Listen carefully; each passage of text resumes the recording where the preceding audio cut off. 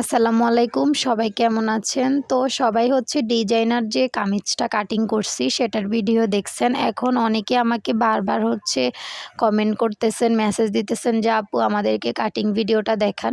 তো এইখানে আমি পাইপিং দিব প্রথমে। তার জন্য কাপড়টি চারকোনা একটা কাপড় কোনাকুনি করে ধরে 1.5 ইঞ্চি চওড়া নিয়ে এভাবে আমি 3-4টা টুকরা বড় বড় 3-4টা টুকরা হচ্ছে কাটিং করে নিব।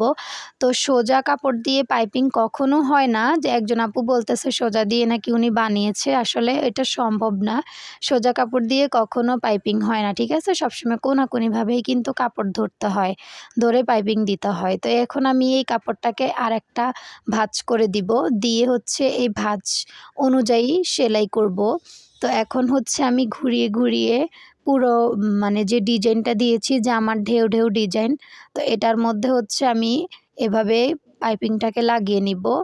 তো এভাবে যদি পাইপিং লাগানো হয় তাহলে এটা হচ্ছে সবচেয়ে সহজ নিয়ম। তো আপনারা সবাই মাথায় রাখবেন, অবশ্যই পাইপিং লাগাতে হলে কোনাকুনিভাবেই কাপড় কাটতে হবে।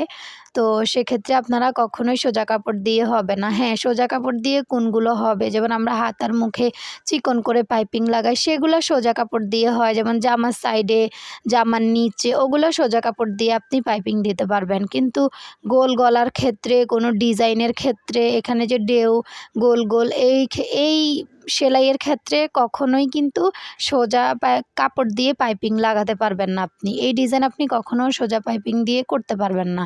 তো এটা আসলে বলার উদ্দেশ্য হচ্ছে আমাকে একজন আপু বলছে যে আপু পাইপিংয়ের কাপড় কিভাবে কাটতে হয়। তো আমি আপুটাকে অ্যান্সার দিয়েছিলাম যে আপু আপনি কোনাকুনি করে কাপড় কাটতে হবে। তো এখানে একজন আপু রিপ্লাই দিছে যে কে বলছে সোজা দিয়েও হয়, আমি সোজা দিয়ে লাগিয়েছি। তো আমি ওই আপুটাকে কোনো অ্যান্সার করি নাই, তার জন্য বললাম যে আসলে সম্ভব না। গোল গলার ক্ষেত্রে, ডিজাইনের ক্ষেত্রে কখনোই আপনি সোজা কাপড় দিয়ে পাইপিং কাটিং করে আপনি হচ্ছে পাইপিংটাকে সেট করতে পারবেন না। তো দেখেন আমার কিন্তু এখানে ঘুরিয়ে ঘুরিয়ে হচ্ছে পাইপিংটাকে আমি প্রথমে সেলাই করছি, মানে যে পরিমাণে আপনি হচ্ছে পাইপিংয়ের চওড়াটা রাখবেন সে পরিমাণে আপনি সেলাই করবেন। তো এখানে আমি এভাবে হচ্ছে ছোট ছোট করে কাটিং করে দিচ্ছি, তাহলে আমি যখন পাইপিংটা সোজা সাইডে করব তখন এটার ফিনিশিংটা দেখতে অনেক বেশি সুন্দর আসবে, ভালো আসবে। তো এখানে দেখেন এভাবে হচ্ছে আপনারা সুন্দরভাবে এভাবে ভাঁজ করে চিকন করে হচ্ছে এখন আপনারা অবশ্যই পাইপিংয়ের উপরে চাপ সেলাই দিতে হবে, পাইপিংয়ের সাইডে চাপ সেলাই দিতে হবে। কাপড়ের উপরে অবশ্যই পাইপিং দেওয়া যাবে না, পাইপিংয়ের সাইডে আপনারা চাপ সেলাইটা দিবেন, তাহলে পাইপিংয়ের ফিনিশিংটা দেখতে আরও বেশি সুন্দর হবে। তো আমি যে এভাবে হচ্ছে পাইপিংটা লাগিয়েছি, তো এই ভিডিওটাও আমি আপলোড দিয়েছি। তো একজন আপু হচ্ছে আমার ভিডিওটা দেখে বলতেছে যে আপু আমি এ পর্যন্ত যতজনের ভিডিও দেখছি আপনার পাইপিংটাই সবচেয়ে বেশি ফিনিশিং হয়েছে। তো আমি ওই আপুটাকে ধন্যবাদ দিছিলাম যে হ্যাঁ, আপুর কথা ঠিক আছে। তো দেখেন আমি এভাবে সবসময় পাইপিংটা লাগাই, আপনারাও কিন্তু চাইলে এভাবেই পাইপিংটাকে ট্রাই করবেন। এই যে দেখেন, আপনারা দেখলে বুঝতে পারবেন যে আমার পাইপিংয়ের ফিনিশিংটা কতটা সুন্দর হয়েছে। তো এখানে যে প্রিন্টের কাপড়টার উপরে ডিজাইন, ওখানে পাইপিং সেট করছি। এখন হচ্ছে আমি এখানে যে এক কালার যে কাপড়টা সেটার মধ্যে আবার প্রিন্টের কাপড় দিয়ে পাইপিং করে দিচ্ছি, তাহলে দেখতে সুন্দর লাগবে। যদি আমি এখানে এক কালারের সেম কালারে পাইপিং দিতাম ওইটা দেখতে ভালো লাগতো না। তো তার জন্য আমি এখানে এই প্রিন্টের কাপড়টাও কোনাকুনি করে কেটে হচ্ছে এভাবে সেম একই পদ্ধতিতে আমি পাইপিংটাকে লাগিয়ে নিচ্ছি। তো আপনারা এভাবেই সবসময় পাইপিং লাগানোর চেষ্টা করবেন এবং আমার ভিডিওটা আপনারা মনোযোগ সহকারে দেখে আপনারা কিন্তু হচ্ছে একই সিস্টেমে ডিজাইন তৈরি করতে পারবেন। তো এই যে দেখেন এভাবে হচ্ছে আমি এখন পাইপিংটার উপরে চাপ সেলাই করে দিব, আস্তে আস্তে আস্তে আস্তে করে আমি হচ্ছে সম্পূর্ণ জামাটাকে সেলাই করে নিব। তো এই জামাটার সেলাই ভিডিও অনেক আপুরাই দেখতে চাইছেন, যেহেতু এটা এখন ভাইরাল জামা। তো ভাইরাল জামার কারণে অনেক আপু আমাকে বলছে আপু ভাইরাল জামার কাটিং দেন, কাটিং দেখালাম প্লাস এখন সেলাইটাও আমি দেখাই দিতেছি। তো এভাবেই হচ্ছে আপনারা লাগাবেন। এখন আমি কি করলাম, যে জামার প্রিন্টের ডিজাইনটা সেটা আমি এক কালার কাপড়ের উপর রেখে হচ্ছে আমি ছক দিয়ে সেই ডিজাইন অনুযায়ী আগে দাগ দিয়ে দিলাম। তো ছক দিয়ে দাগ দেওয়ার পরে আমি এখন আস্তে করে উপরে বসিয়ে প্রিন্টের কাপড়ের উপরে আমি চাপ সেলাই দিয়ে আস্তে আস্তে আস্তে আস্তে করে করে ছকের দাগ অনুযায়ী হচ্ছে সেলাই করে নিতে হবে।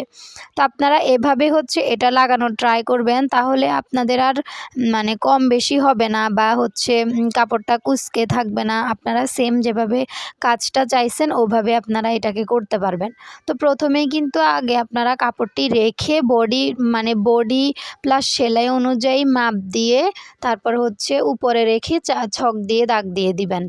ঠিক আছে? তো এভাবে হচ্ছে আস্তে আস্তে করে আমি সেলাই করে নিচ্ছি। তো দেখেন আমার এটাও সেলাই করা শেষ। আমিও এই সেলাইটা হচ্ছে প্রিন্টের কাপড়ের উপরে সেলাইটা দিয়েছি। এক কালার কাপড়ের উপরে দিই নাই বা পাইপিংয়ের উপরেও দিই নাই। তো দেখেন আমার এখানে কিন্তু সেলাই করা শেষ। এই যে দেখতে এরকম হয়েছে। তো আমি এখন পিছনের গলা সেলাই করব, তার জন্য এখানে 2.5 ইঞ্চিতে একটা দাগ দিব এবং এখানে 3 ইঞ্চিতে একটা দাগ দিব। তো এভাবে হচ্ছে একটা বক্স করে গোল গলা তৈরি করে নিব। তো আমি গোল গলার একটা স্পেশাল মাপ আপনাদেরকে দেখাবো। যারা গোল গলা কাটিং করতে পারেন না তো তারা হচ্ছে মনোযোগ সহকারে আমার ভিডিওগুলো দেখবেন, দেখলে আপনারা হচ্ছে সেলাই করতে পারবেন। তো এখানে আমি গলার মাপ অনুযায়ী হচ্ছে যে গলার কাপড়টা আমি লাগাবো, তো সেটা হচ্ছে আমি কেটে এখন চিকন করে সাইডে সেলাই করে দিচ্ছি। মানে এটাতে আমি কোনো পেস্টিং ইউজ করব না, জাস্ট কাপড় দিয়ে আমি গলাটা তৈরি করব। তো তার জন্য পেস্টিংয়ের বদলে হচ্ছে এভাবে আমি কাপড় কেটে সুন্দরভাবে চিকন করে সেলাই করলাম। করে এখন আমি হচ্ছে গলার উপরে এই গলাটা বসিয়ে তারপর সেলাই করে নিব। তো আপনারা হচ্ছে বেশি চিকন করে সেলাই করবেন না, একটু মোটা করে সেলাই করবেন, তাহলে আয় থাকলে ভালো। চিকন করে সেলাই করলে কিন্তু গলা খুলে যায়।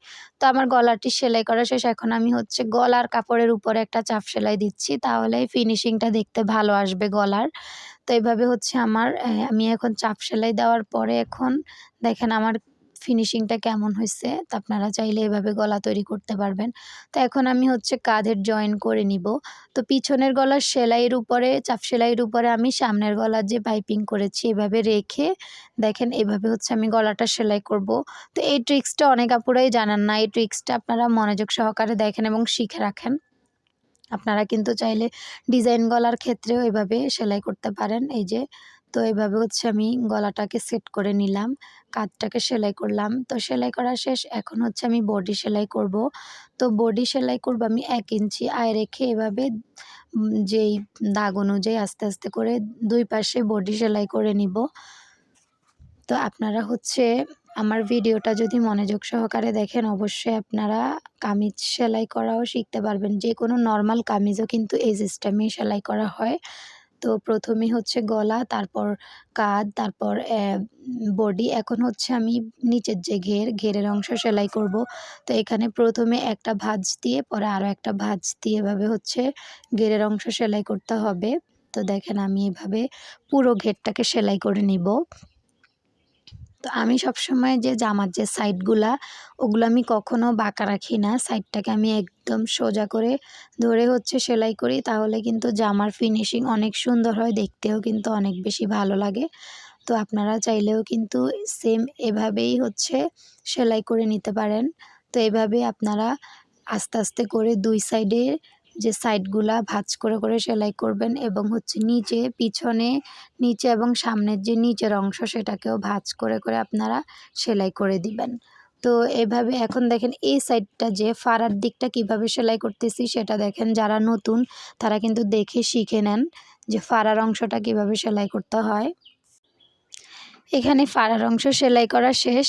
তো আমি হচ্ছে পুরো ঘেরে সেলাই করার পরে এখন আমি চাপ সেলাই দিয়ে দিব।